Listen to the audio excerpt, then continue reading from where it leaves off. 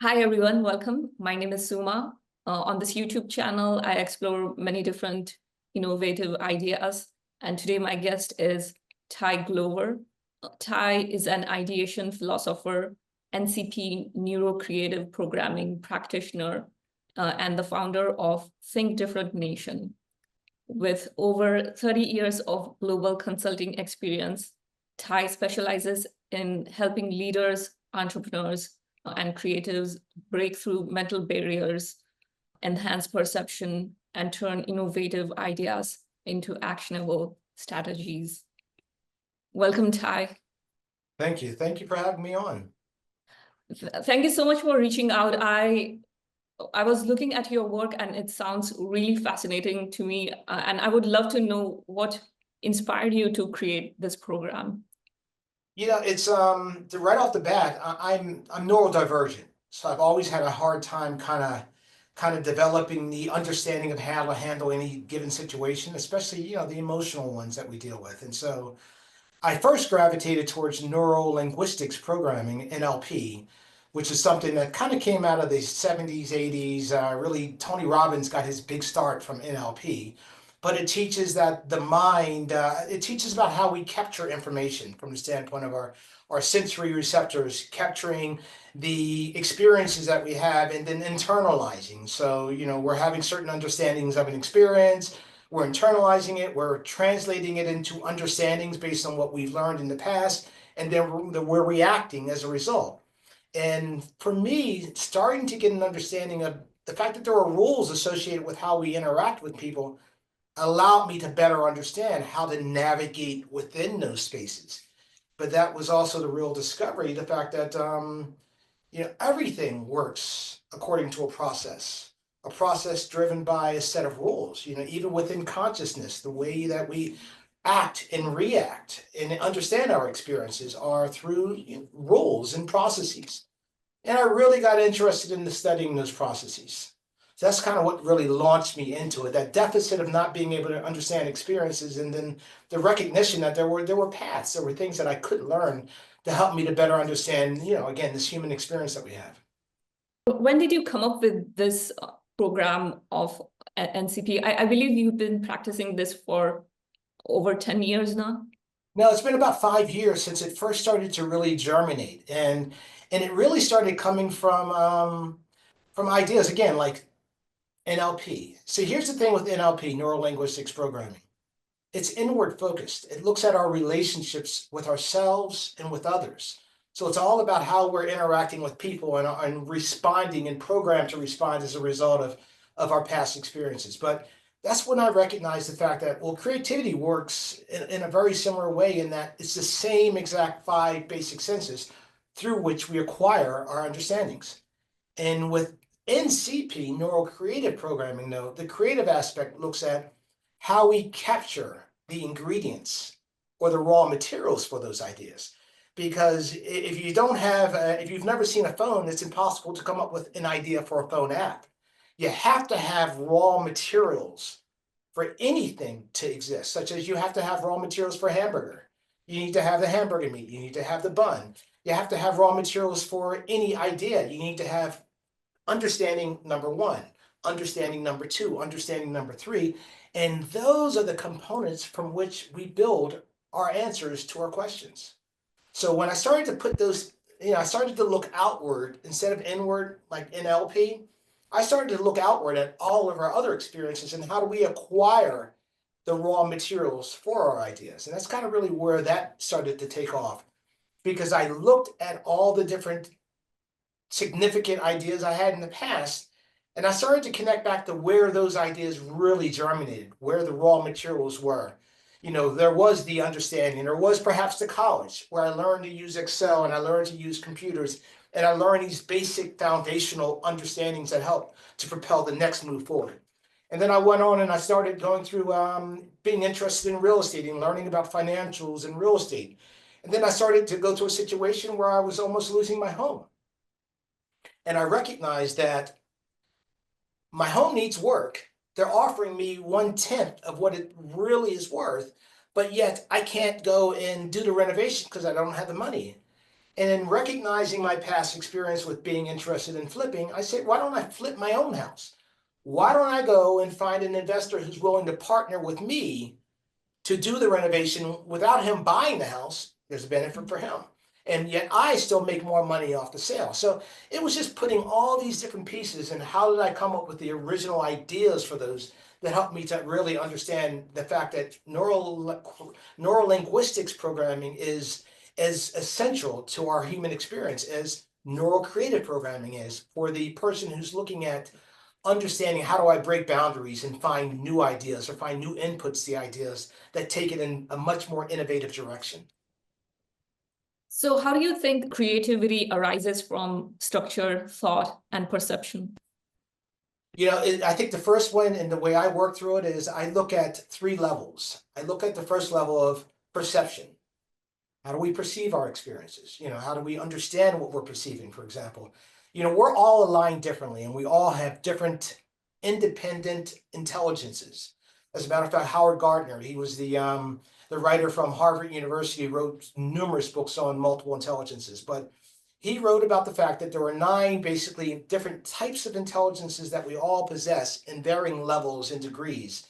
And therefore, I may be high, for example, on the analytical aspects, the logical, mathematical, analytical side, very strong there, but I'm not very strong on the interpersonal side and my ability to be able to relate with others. That's more challenging for me.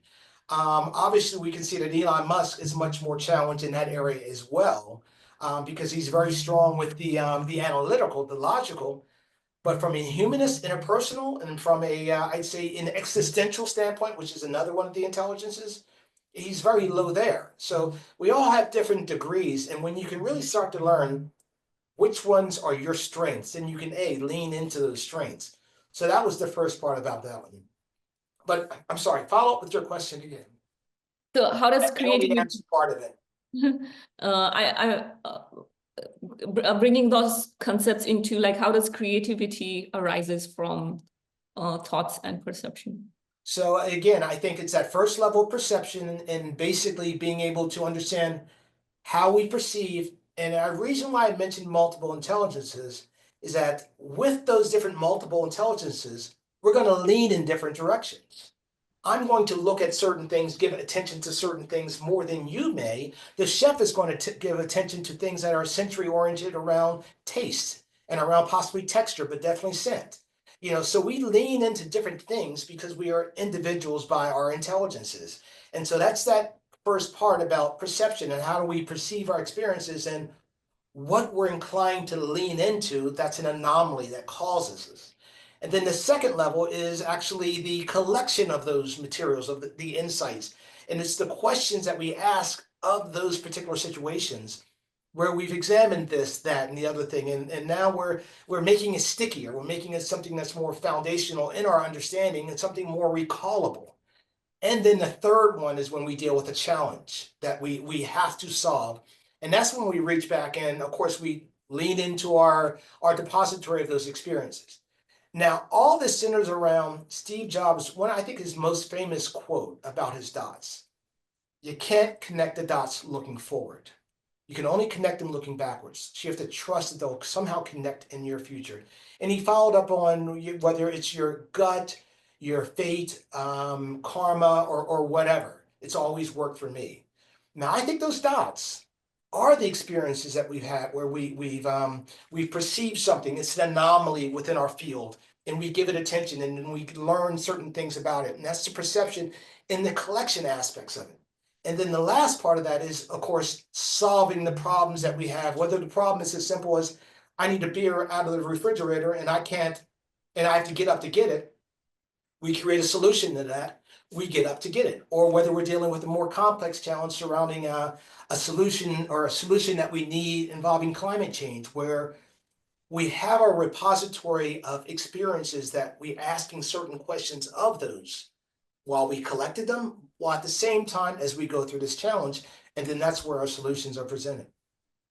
So based on what you're saying, here's what I'm understanding. Please correct me. Please. So it's like when we all are watching the same movie, some of us could be observing different things, although we are watching the same movie. Exactly. Exactly. We all have, and we all have different experiences. And Ingo Swann, he's the world-renowned psychic. He's since deceased, but he would say we also all have different reality boxes that shape how we perceive that experience where we're sitting around the TV all together in the first place. So does this program help you to kind of like switch your perception and be able to creative in noticing newer things while watching the same movie? And that's a great way to look at it. The first level of it is, again, the agreements. And that's part of where we're looking through and we're kind of like decoupling the mental models, the mental frameworks that we have shaped within our mind that really keep us from being able to see. It's not a matter of we're willing to, but we just can't see it. We're not able to because they're blocked. And so when we look at our mental models, for example, one of the most profound one for me was the saying about the devil's in the detail. And that's actually a German saying where it's God is in the detail, because it's in the detail where you find the finer points in the understandings that really elucidate what you're trying to understand. It's gnosis. It's becoming connected with that knowledge versus the church did not want you looking at the details. It was a sin to look further, and that's why they turned it to the devils in the details. And that goes into, of course, Christianity versus Gnosticism, and the different challenges that took place after the birth, death of Christ, and all the way up through to the challenges with the Templars. But there's a long history of struggle of search for psychic understanding and psychic literacy that was lost. I mean, the Greeks had it, the Egyptians had it. They had connections with Asia. They had connection with China and India. And so they had learned many of the sacred knowledge, the spiritual knowledge that had been taught, in different parts of the East for thousands of years. And it was lost when the church came into power and pushed us towards knowledge, pushed us away from knowledge, the acquisition of, and towards faith, you having faith in the divine. And it really, to Ingo Swann's quote, he says it shut our evolution from a species down for over 2,000 years in this Pisces era. We've really been just sitting at this level of consciousness, which again is for humans supposed to be the next level of evolution. We've been sitting here for 2,000 years, delayed. Wow, yeah, that's really amazing. And I would love to understand, like, how does this program help in uncovering those details? Yeah. So the first one is about decoupling from the mental frameworks that kind of shut us down from being able to see outside of the proverbial box. And once you can see outside of the proverbial box, you can understand much more clearly. The second part that I go through is, just an introduction into NLP and the understandings of, again, how we perceive our experiences before we finally start to look at the anomalies that are within our experiences in every day that, again, become the raw materials. That second part is all about how we perceive the patterns, pattern recognition and pattern detection, and looking for, again, you don't pick up a new idea from the same settings that you've seen every single day. It's your routine. You have to break out of the routine, and the only way you can break out of the routine is to search for the anomalies. But the problem is we're, to a great extent, we're intellectually lazy. We don't want to search. We're followers. We're in this real huge influencer community, and we always go after the thought that's given to us. Of course, it's the easier path from the standpoint of being assured that you're greater assurance that you'll get there because you're going with the crowd, but you're not breaking any new eggs. You're not defining anything new. So being able to find the anomalies that other people are walking past, not even noticing, are the things that become the raw materials that take us in new directions. The third thing about it is, what are the challenges that we deal with that prompt a need for a solution? And how do we start to search through the different experiences that we have, those questions that we asked earlier on, to find the answers to those solutions, to the challenges that we seek. So it is all about being able to perceive our experiences more effectively, being tuned into what we're seeing. With meditation, it's about noticing and being part of, but this is also about more so noticing and being part of with intention. focused attention on a particular area to get a greater understanding of that. So it is a form of meditation, but it's allowing you to perceive more effectively and take in more raw materials. And then you're more able to solve problems once you're outside and looking at challenges. That's amazing. It seems it's a very delicate work to do that because it requires a lot of a high level of being conscious about your thought patterns to able to see through those patterns. I think it's the matter of, I think what I've seen is that it's the most challenging part is recognizing. And Yeah. then once you do, then you can slow yourself down and you can make more note and you can understand, it's as simple as people say, smelling the roses. Well, it's not just about smelling the roses. What scents are there within that scent of the rose, and what makes those? I mean, digging deeper into the details. And I really lean into to esoterica and to Hermetic belief systems because they understood something that we just don't understand today, at least in Western culture. It understood basically the emotional understandings. I think it was again Engels Swan that talked about the fact that with the Greeks and the Egyptians early on, 2,000 years ago, there were understandings, but when we had this new rebirth after the Renaissance period, as we're coming into this new experience that we have now, we still have the major pillars that drive our culture being Christianity, Judaism, scientific materialism is a huge one. And at one point it was also humanism. But we're really not studying consciousness the same way we lean into these other understandings. And again, that goes back to the whole process of evolution where we can't evolve if we're not studying the process of evolution. And this is all a mental thing. So we really have to lean into it to be able to move further in that direction.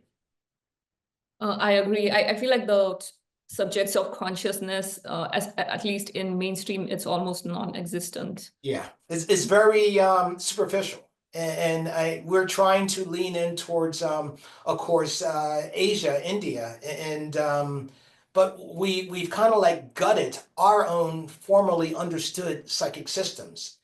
And I don't know how you get those back, especially within the regime that we're currently living in within the US. For you personally, what were some of the insights from Hermetic Principles you feel like that are worth bringing back in today's Great question. I study the universal laws of reality because I find that they were the most powerful elements of my whole understanding of becoming who I am, and recognizing the fact that those 7 laws were used by everyone from Isaac Newton, by Copernicus. Isaac Newton, the 3 laws of motion were a direct translation of three or four of the Hermetic Principles. And then you have George Boole, who came up with Boolean logic and the zeros and ones that literally enabled computing logic. He had studied the laws, esoterica, and specifically spirituality and Hermetic principles. And with that understanding, he deduced, the 0 and the 1 concept of true or false based on our experiences are seemingly centered around a duality of yes, no, male, female, up, down, and so forth. We can go across a whole number of different experiences. Recognizing we can use zeros and ones in computing logic to replicate that. And then you have the next extrapolation of that is understanding the if-then statements. Within every experience that we have, there's always an if and a then. Whether we're deciding to stand up and walk, and if we do one action, and you can go that down to the most minute levels of actions that really will yield a known result. If you do this, this will happen. We may not be able to compute it and understand it, but there is a law associated with that. And so when you start to get a better understanding of Hermetic law, then you can start to see how it applies to our human experience, and you can start to see how it applies to that creative experience as well. Correspondence is recognizing that nothing comes from nothing. Correspondence basically says as above, so as below, and it's been adopted in a number of different ways. But nothing comes from nothing was so foundational for me, is because before you can have 5G technology, you have to have 4G technology, and you have to have the understandings that went into 4G technology to create 5G technology. But all these things, if you understand the past and you can extrapolate it out and project it into the future, it's just a matter of knowing what trends are arising within your plane, wherever your playing field is. That's a very interesting point you brought up. I would love to understand where we are at now. You pointed out how we've been on this consciousness state for over 2,000 years now. What does that next step look like to you? Like, what do you think this state of consciousness will give rise to next? Yeah, it's the very classic one that Ingo Swann speaks about. And there was a book that came out about I think it was early turn of the century in early 1900s, and it was written by Richard Birch, I believe, Conscious Consciousness. And it spoke about the evolution of man, of consciousness itself. And it spoke about what the first life form that started to develop, let's just say, intelligence, and how this particular cell basically was the size of most likely a playing card, just as thin as that, but yet it had the eligibility of growth. And therefore, if there was a cause, it could feel an effect. It could create an effect. And through the millions of years of what happened with respect to it getting bigger and bigger, the brain developing further and further, and therefore us moving into where we are today. As far as where we're supposed to be going to, where we should be going to, is we know that we are energy, and we know that within us and around us, we live within fields. And we know that we can feel and we can detect certain things. I mean, people don't look at the things that happen all around them, such as the observations they make, for example, with the phone calls that they receive when they're thinking about a person, or the observations surrounding, the trauma that a mother may feel knowing that their son has been injured but at a distant place. These are recognitions at a distance. These are, Einstein would have referred to them as being spooky logic, so we should be moving into a place where we're much more conscious outside of the 5 basic senses, and yet including additional sense perceptions that are not part of our known 5, but we're not allowed to search in those directions. And you're seeing funding cut in those directions, and it's labeled as pseudoscience. And so it's really a stifling process or a stifling blanket that we're underneath that's blocking the expansion of the next level of consciousness, the next level of our evolution as a species. We're staying material.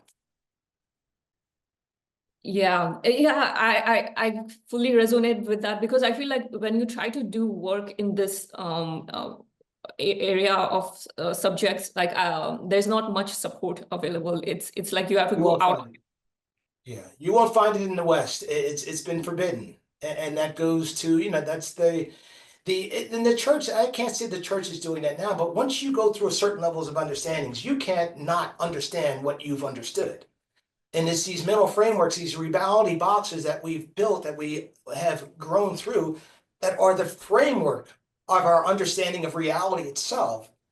And by default, if you mention anything, if you, for example, mention anything such as the word of ESP to anyone outside of your audience, for example, automatically you're going to have to fight through suspect and mental ridicule as they're questioning, anything that might come out of your mouth after that point.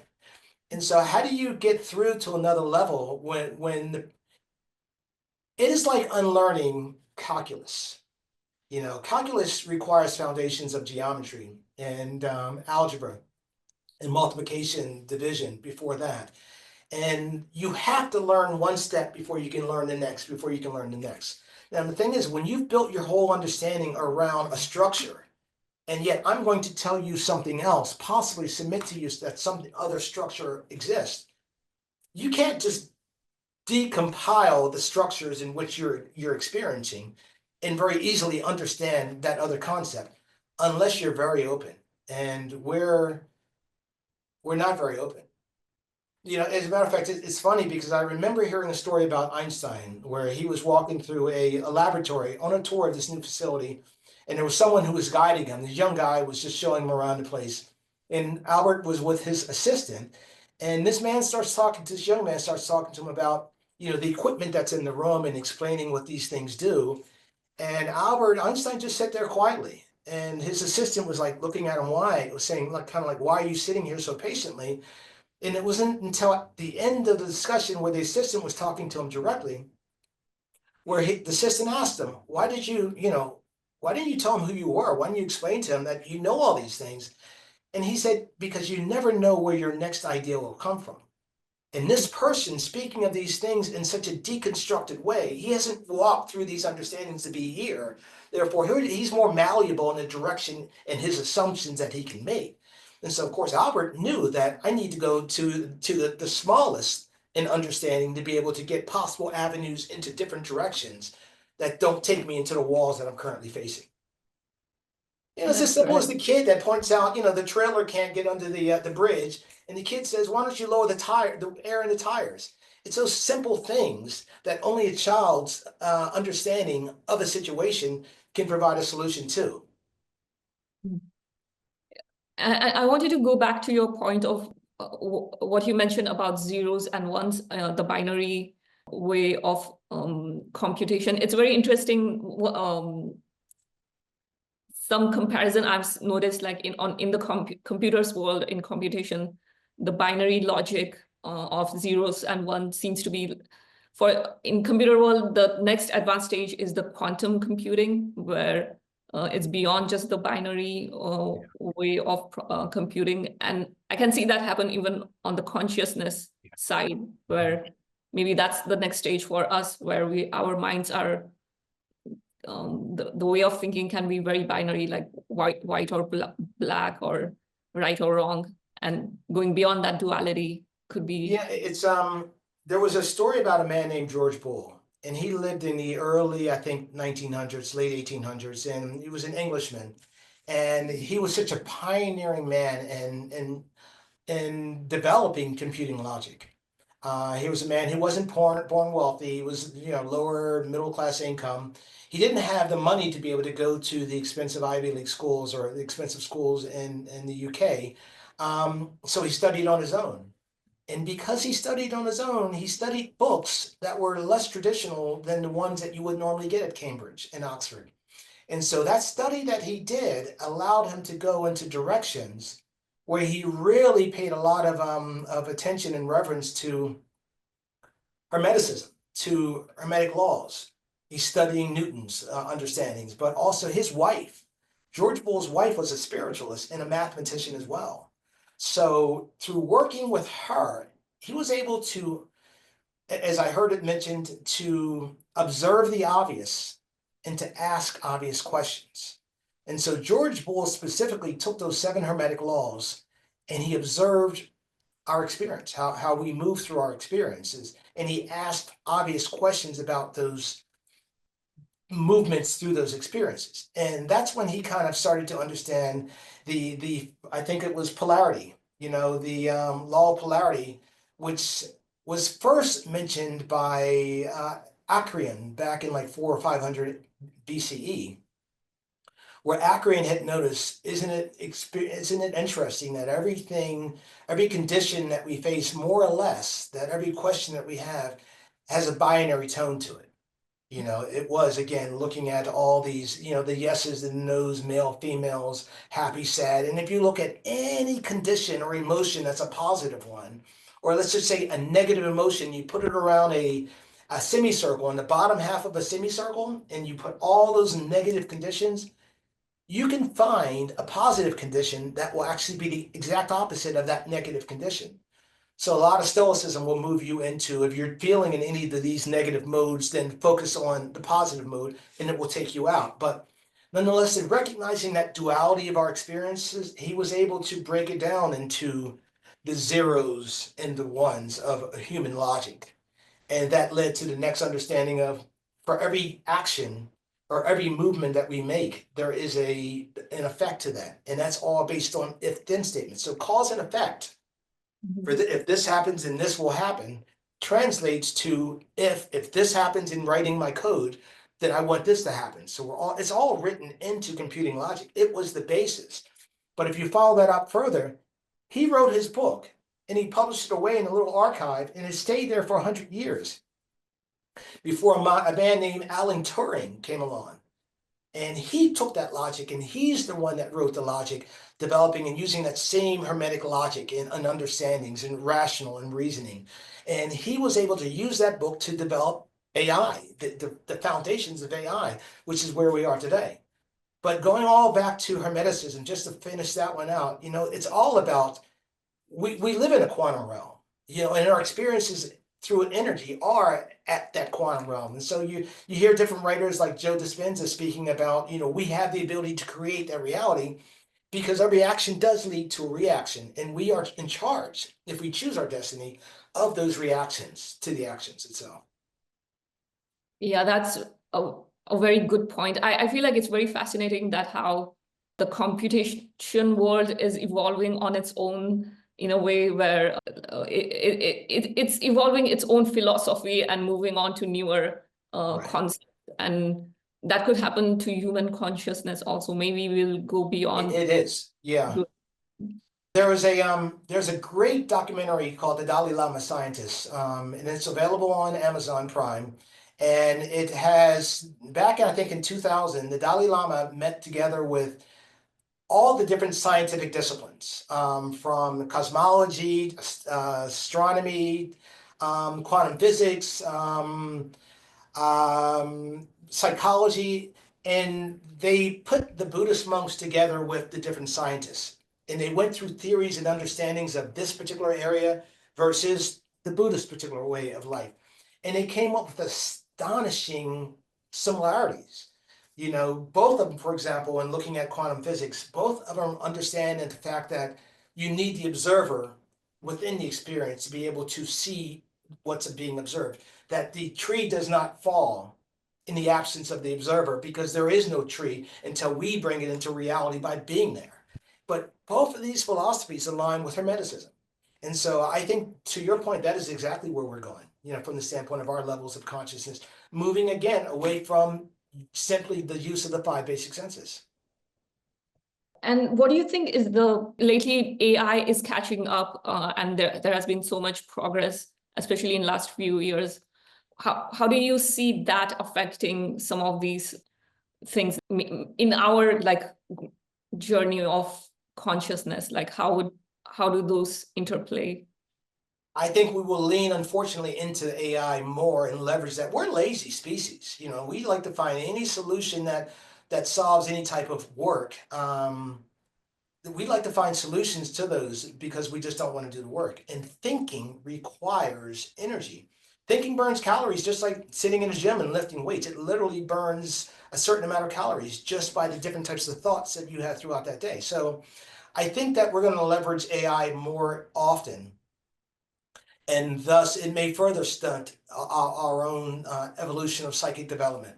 Because I think, the spirituality movement, the New Age movement, is taking it into a completely different direction than I believe where it was really, it should have evolved into going. Evolved into? I think it would have gone in a different direction if it weren't kind of hijacked by this new spirituality movement that we have taking place right now.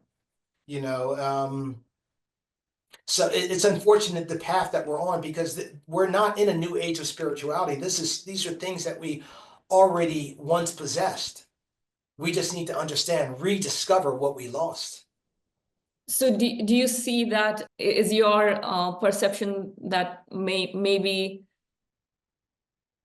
spirituality will be less common because of AI influence? No, I think you'll see that spirituality shift, because I think people are looking for something more than what we have just basically on this material experience that we have. But it seems as if it seems as if, to use that term, it's a new age, it's rather a pseudo spirituality movement. We shouldn't be moving in that direction. I don't want to go too much further into that one.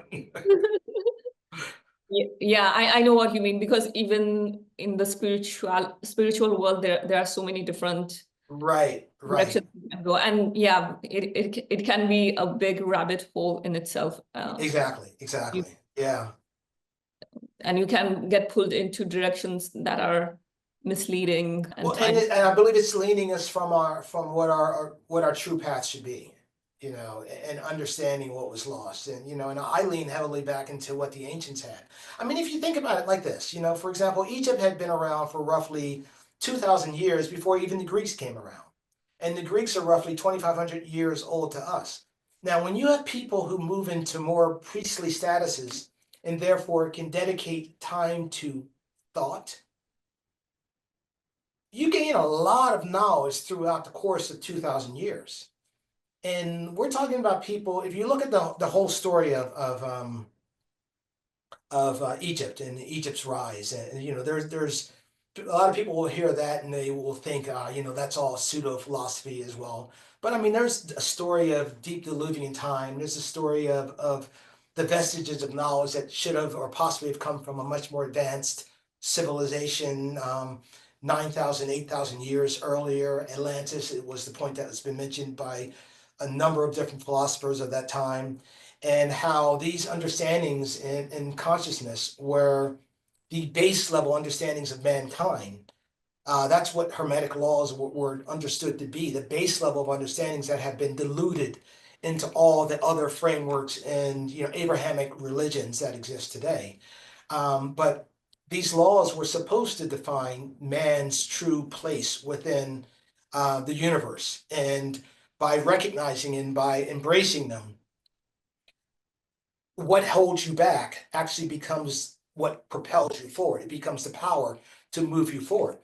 And so you can see its influence on a number of different philosophers, including even Marcus Aurelius, who wrote, the obstacle is the way, and recognizing, the power of the challenge and understanding you're not seeing it as a challenge, but the opportunities that create themselves within that challenge to push through it, to move through it, to leverage the challenge, in fact, as the solution through. All this is woven through the same philosophies of understanding the human experience in this reality. It's as simple as that. And I think I'm trying to go back more to that. Is it also possible that maybe AI could open up more time for people to actually pursue some of these ideas? Of course, yeah, and I use AI. I mean, AI is a brilliant tool of pattern recognition. AI again was developed from HI. So it replicates HI. We can't consume as much voluminous information as it does, and we can't make those computational calculations, but we are the same as AI. It's just we don't have that scale. So I definitely use it to be able to grab from different understandings and help me to better express mine. And I see the applications across the board in every type of technology that's going to be coming out in the future. It will be there.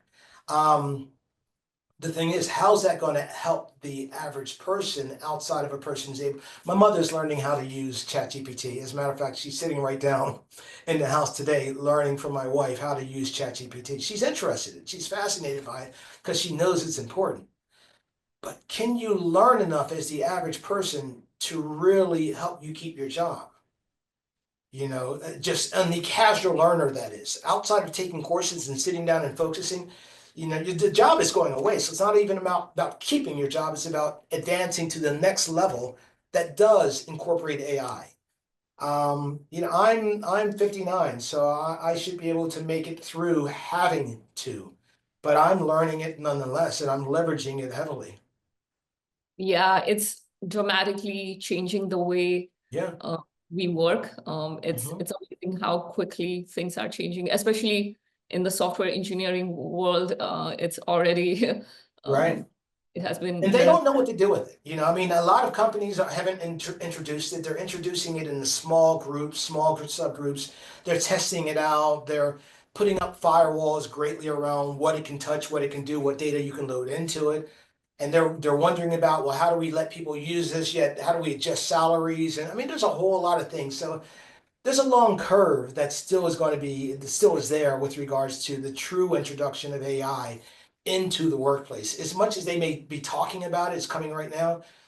Some lower level jobs, of course, they're going to be gone, but I think they may not just be hiring for those. Instead of cutting, they just may not be hiring and filling those positions anymore. Yeah, I think next few years will be very interesting to see what happens, because there could be some growing pains into transitioning into that new world. Everything changes, and I mean, if you align those growing pains, we're supposed to be in the age of Aquarius now. We just entered into the age of Aquarius. It's a new 2100, 2500 or 50-year cycle of the different celestial signs or celestial bodies. And this is supposed to be the age of technology, of getting past, the religious dogmas of Christianity, and 2,000 years further back, the Jewish dogma, the Taurus, the sign of that. I think it was Aries, that is. So we're supposed to be in that age of the evolution of ideas and of thinking and understanding. And that's why I keep going back into consciousness and the evolution of thought. But when you enter into ages, there's a lot of trauma that takes place. And we're experiencing it. There are wars, there can be collapses, with a shifting into a new age. And so things are not guaranteed. We're in a process, but things are not guaranteed. I agree. It could go in many different directions. Like, I'm hoping it goes in the direction where we leverage on the positive aspects of AI, especially in healthcare. It can dramatically improve the current condition with healthcare, and people who need help. They could be more empowered in this because of this technology. Right. But in the same token, I have. Are you in the UK? I'm in US. I'm You're in in Los the US. Okay, so I had a severe case of poison ivy, and it's so much so that it's become infected. And I'm being told by the telemedicine to, well, if it gets any worse than that, you should go to to your doctors, or you should go to a hospital. And yet you can't go to an urgent care center. Urgent care centers close at 8 o'clock. We have one hospital in this area that I live in right now, right outside of Philadelphia, that all the other hospitals have closed, which means the hospital was flooded with people. There are no urgent care centers at night, which means you're forced into paying thousands of dollars for just a simple visit. So all these things are collapsing around, the organizational structure that normally would help us to say, yeah, we're doing good. We're taking care of our people. We're doing the right thing. And we're not heading in the right direction now with the current cuts. Yeah, it's that's what I'm hoping. I hope AI gets applied to some of these problems that we haven't gotten a chance to solve them. It's coming. It's going to take some time, but it's, you have to have the arc of the long view. So it's coming.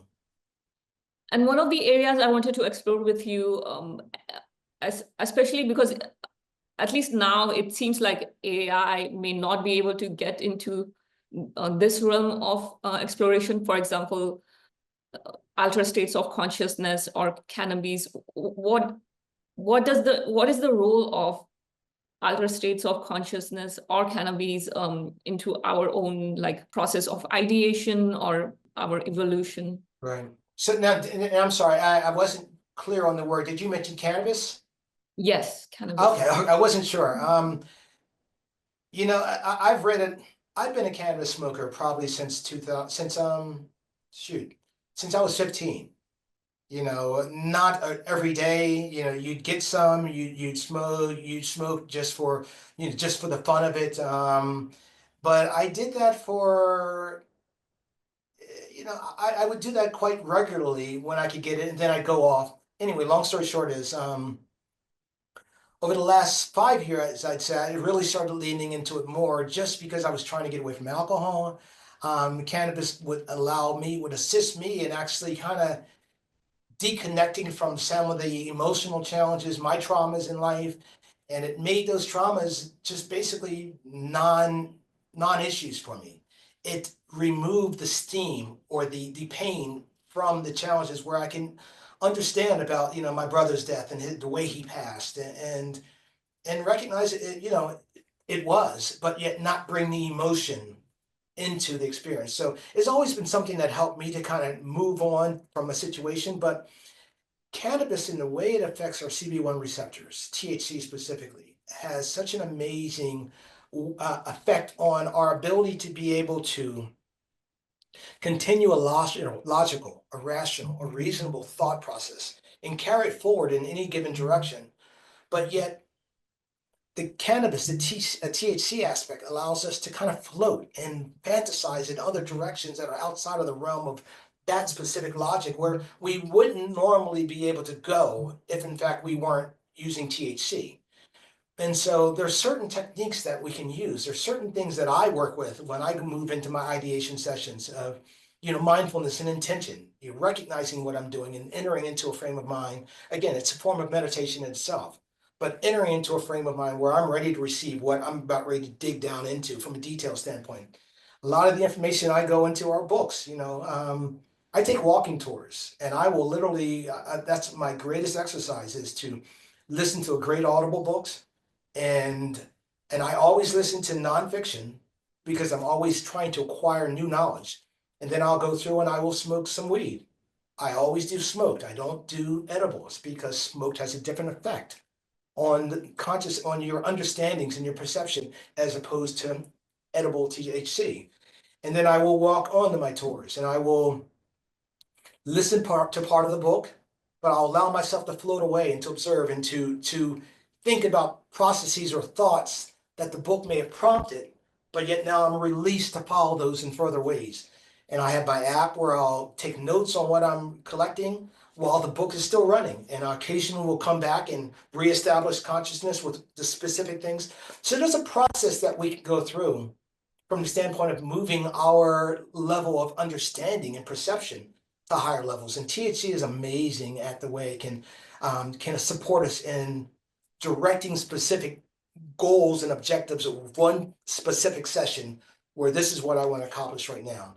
But yet the continuation of that and allowing us to open our pathways up, where now, because we've been doing that, I use the word the Damien, and going back to Anthony Peake, my Damien presents me with additional information that supports what I just learned, and it opens up new opportunities. It has me looking in a certain direction that I wouldn't otherwise look at.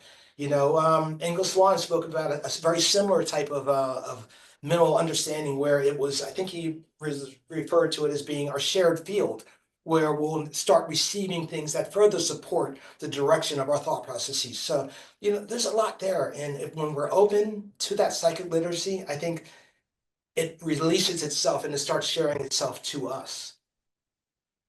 And based on the conversations I had with some other guests, it sounds like some of these states allow us to drop the barriers in our mental patterns.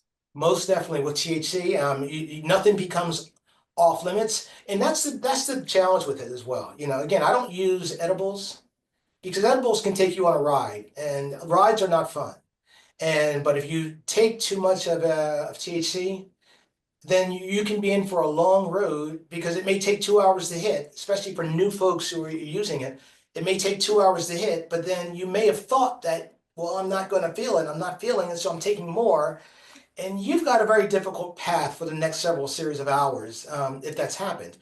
But with smoked THC, there's a certain way in which you're taking it in, and within 10 to 15 minutes, you're able to start moving off in certain directions. And when you're really directed, not allowing your mind to start floating in other ways, then your mind will float around the direction that you're trying to go, and you'll find different connections that may be completely different, but yet similar in other aspects. Those are those dots that Steve Jobs referred to. We can find these dots that are in more disparate areas just by asking questions in, I think, 3 ways. Typically our ideas come in form of a process that we're understanding, a process that we're learning here that we may be able to apply here, or a style, some type of a style, especially when it comes to the more visually creative aspects and types of people, the designers and so forth. They're looking and their eyes are noticing certain things that they may want to grab and incorporate into one of their designs. or the form of something. So it's form, function, and style that we're typically grabbing that become the shape of our dots. Now, I'd love to hear from artists who are in other athletic realms. I don't know whether it's different types of athletes, basketball players, and whatever, to see how that expression comes out with them. What do they look for? The challenge is most of us don't even know we're looking for these things. It's just like learning to drive a car. Once you learn it, you don't know how to tell someone how to drive a car. When we're a child, we're not learning a process, we're intuiting. We're taking a process in, we're absorbing a process. And so we never really learn what it is, but there is a process. So I'd love to see what other people think about what their specific is, because I can only speak to what mine is based on, the senses that I lean into and my specific intelligences. I feel like these type of studies that you have done, there is a potential that in the world of AI, actually, it may end up being a lot more valuable, because these are the areas where AI can't go. Like these are the areas which are beyond Yeah. pattern. Most definitely. And I think anytime you're talking about, when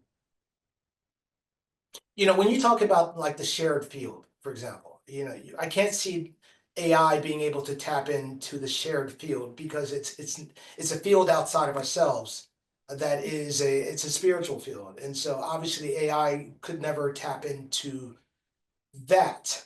Can it tap into the cause and effect logic that George Boole had leveraged within, computing logic and artificial intelligence? Yeah, but that's still missing that spiritual, that shared field that exists across us all, that connects us all, that touches our energy when we feel certain auras from people. So I don't know. I think AI is going to be highly effective for what it's going to be effective at, replicating human processes that can be digitized. That's what it's going to very much so do. What that's going to mean for us is too early to say. Yeah, it's hard to say. You can't even project it into the future. You can project things that you want it to do into the future, but you can't project even when that's going to be possible.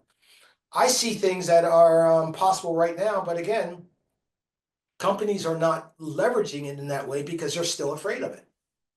So there's that long curve with them. It takes a lot of time for adoption of these things and technologies, within large corporations. Smaller ones, highly dynamic, yeah, they're pulling it in right away. And they're shaping it out. And that's the thing. People with true consciousness should be involved in the shaping.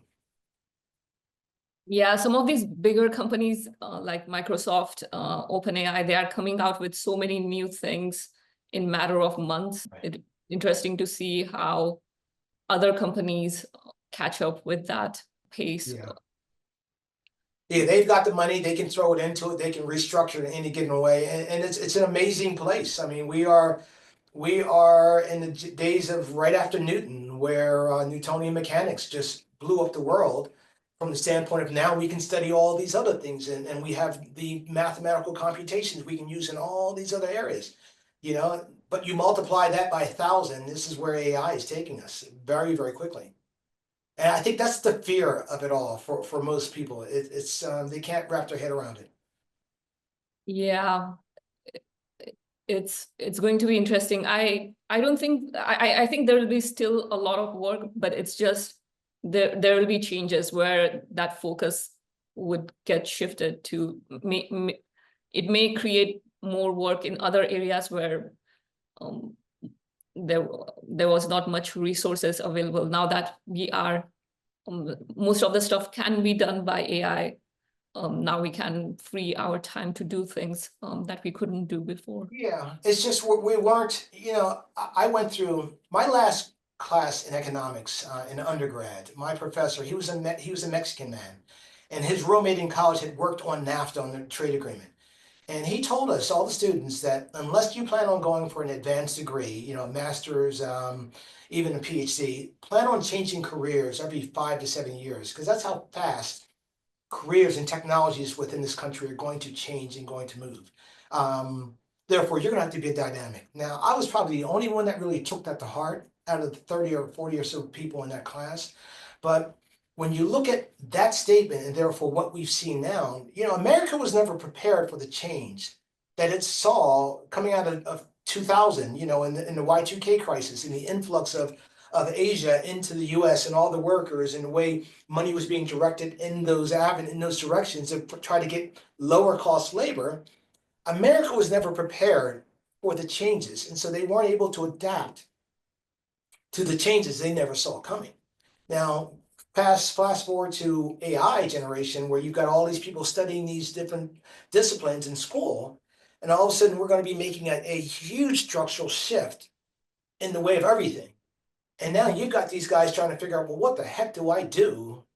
They can't even project into the future where they'll be, so it's a very scary place for a lot of people. And I think it's going to be, you've got the turmoil going around in the world and all these different things. It's a scary place right now. And it's going to take some time to get through it. We will get through it, but things will hurt. I think more pain is coming before we actually do get through it.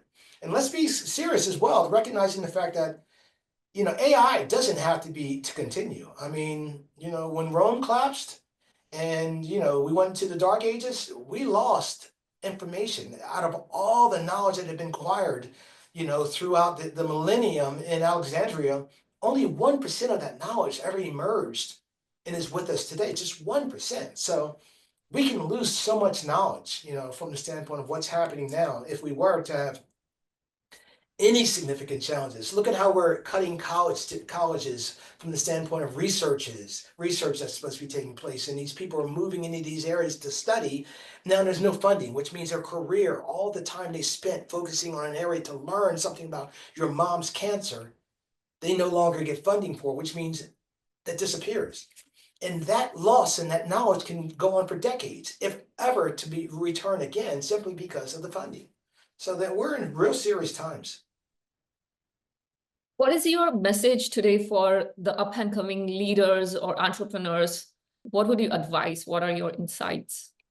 I'd say one of the biggest things isn't even mine. I'd say look for the hard trends that are occurring, and I'll give that pitch to Daniel Barris, who's a technology futurist, who's been speaking about hard trends that are definitely going to happen. And they're like, for example, the baby boomers is an obvious clarity of one. Baby boomers are going to die off. Generation X will die off. And so therefore you can really bank on those different trends occurring, and therefore aligning your opportunities around those, but also looking at soft trends, things that could happen based on legislation and all these other things, AI introduction. That's a really big one. But I'd also say lean into your space, follow less the influencers, and lean into where you're most inclined to go, because those are your raw materials. You can't create Steve Jobs' iPhone because he had the certain observations and understandings that allowed him to collect those dots, to be able to build those dots, put them together to create that the iPhones and all the technology that followed that. But you have your own specific understandings, especially if you're in other parts of the world and you're seeing how things are done, and you're seeing the different ways that people are thinking about things. Those can be applied here in the US or in Western culture as well, and shift the way that people think about the way they do things completely from a different direction, because you're coming from a different direction. I think it was mentioned by, and I lean a lot into, again, Ingo Swann, but he mentioned how the East, we're very micro, and we look from the detail, and then we start to look up to build a bigger picture, whereas the East looks at the big and then comes down into more micro. And, when we come from different directions, it's hard to align around the same ideas from a big picture standpoint, but we need to really step outside of our own mental models and reality boxes to start to question more things, start to observe, look for and observe the obvious that you see around you every day, and ask obvious questions around those observations. And whatever your sense receptors are that you lean into, whether it's touch, taste, smell, or whatever. Thank you so much for these insights, Tye. This was a very valuable conversation. I hope I know your work is a lot vast than what we could cover in this 1-hour conversation. But is there anything you would like to share today that I didn't get a chance to touch upon? No, I think you really covered off on the key areas. The fact that I work with cannabis, from the standpoint of helping folks to be able to leverage it as a tool. I'm not a big recreational person from the standpoint of just smoking it from a recreational aspect, hanging out with friends, but I really use it as a tool, and I really get into deep ideation sessions where I can break down concepts to such the most minute level, and therefore very clearly understand what I'm working with in leveraging cannabis. So that's one of the things I work with, but also Neuro Creative Programming as a result, and understanding how we perceive and collect our experiences and therefore shape them and to solve challenges that we deal with as we go through life. Yeah, I think this is a great alternative way to explore thinking out of the box, because we need that a lot more now than We before. need to think our way out of the situations in which we've created for ourselves. Yeah. And if people want to connect with you, is the thinkdifferentnation.com, is that? ThinkDifferentNation.com. I'm also available on LinkedIn at Tye Glover, Neuro Creative Programming as well. So look forward to hearing from you. I'll definitely include those links in the Beautiful. description. Yeah, and I'll send that to you. Sounds great. Thank you so much for your time.